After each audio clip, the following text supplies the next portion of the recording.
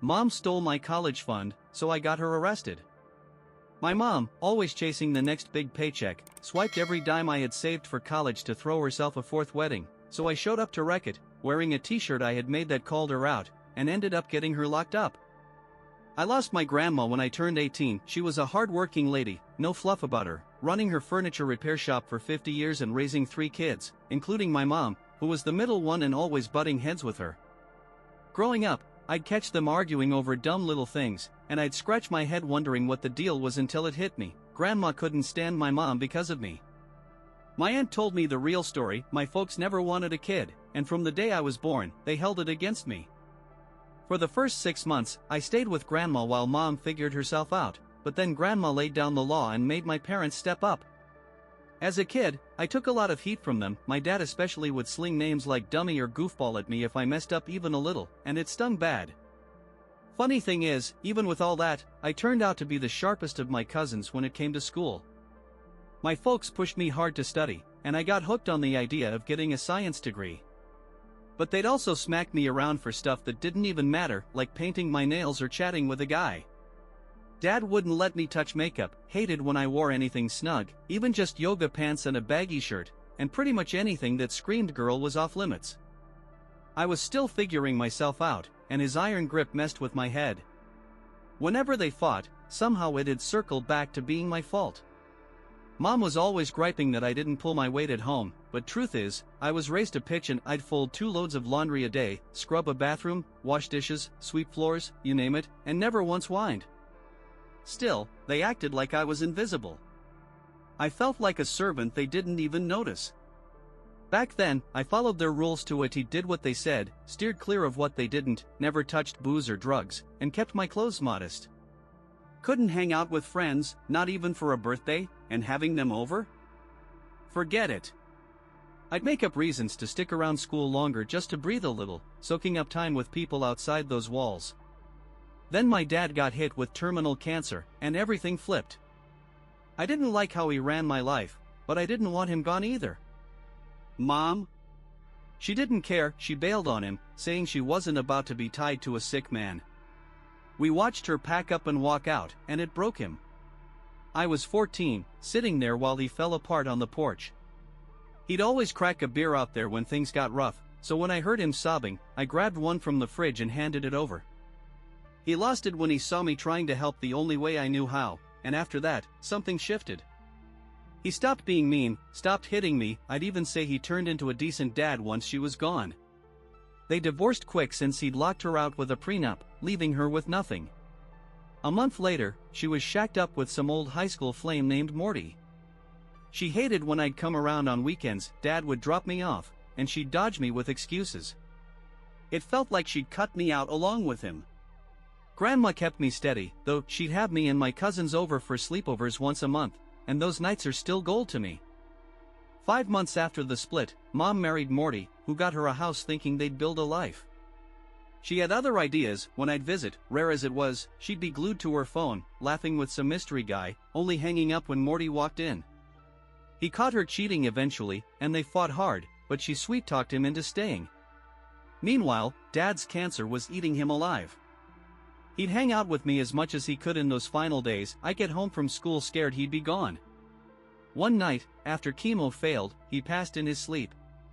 Grandma and his folks were there for me as I bawled my eyes out. Mom showed up alone. Morty was history by then, dumped after she kept sneaking around. At the funeral, she had the nerve to complain about the timing, like Dad dying was her inconvenience. People couldn't believe her. His will left everything to me, and suddenly Mom wanted back in my life.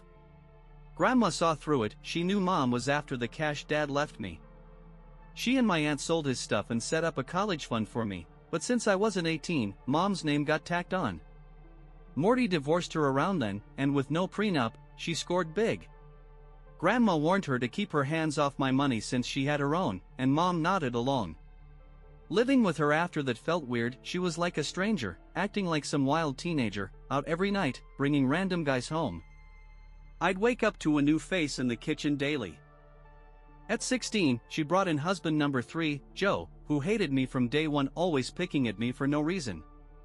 I'd tell Mom, she'd call him out, and he'd just get sneakier with his jabs. Then my little brother Brad came along 10 months later, and Mom started spinning Joe as a good guy who just couldn't show it. She told me to cut him slack, but he had no problem doting on Brad. She'd admit to me she didn't even like Joe, just married him for stability, which was a joke. They fought like cats and dogs, especially after Brad. Joe didn't want her near me, yelling if she wasn't glued to Brad, and he'd tell me he wished I'd died with Dad or lived with Grandma so his kid could have it all. It wore me down, living where I was the enemy. I'd ask Mom why she stayed, and she'd dodge the question. One night, they dumped me and Brad at Grandma's to party with friends. Started as a once-in-a-while thing, then it was every weekend. Usually, I'd watch Brad, but I had an exam, so they left us both.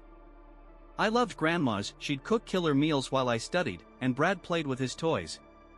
She told them to be back by 11 o'clock, but midnight rolled around, and they stumbled in, drunk as hell, laughing like kids. They stank of liquor, and I couldn't believe they drove.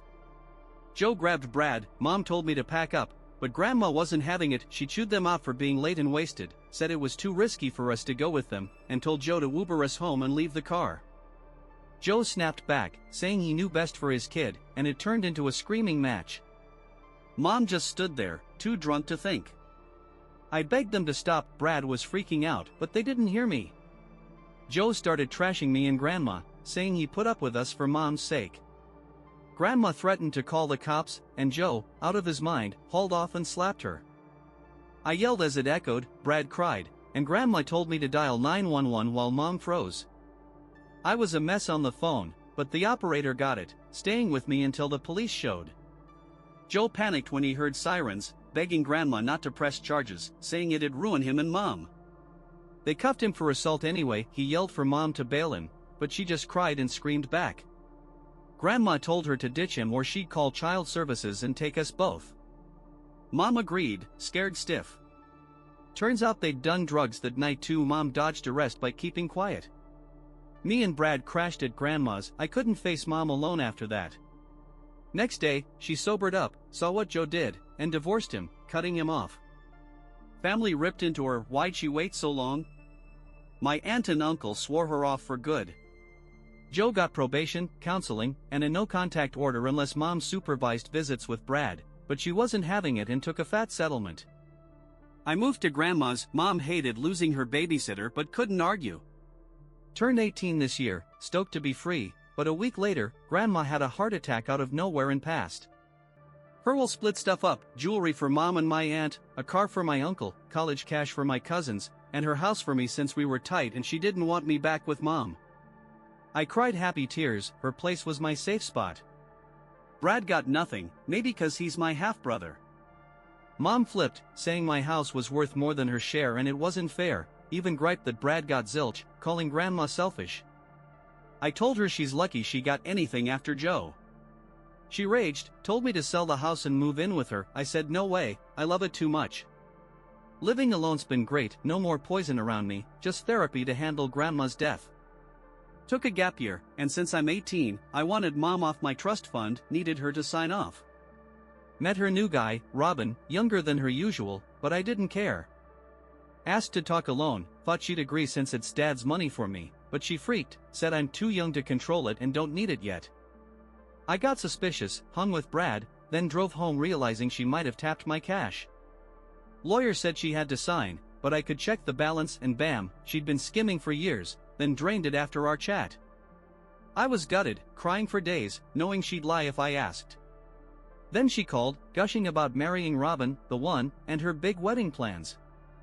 I wanted to scream, but I hatched a plan instead. Got my cousins and family together, showed them proof she stole my college fund, Dad's legacy, and wiped it for her wedding. They were floored and backed me to shame her at the ceremony and get her nabbed. Wedding day, I rocked a t-shirt saying my mom's a gold digger in red. Robin's folks gawked, but I smiled and sat. Family was in on it. Mom walked the aisle, clueless, and when the priest asked for objections, me and my crew raised our hands. She saw my shirt and went red.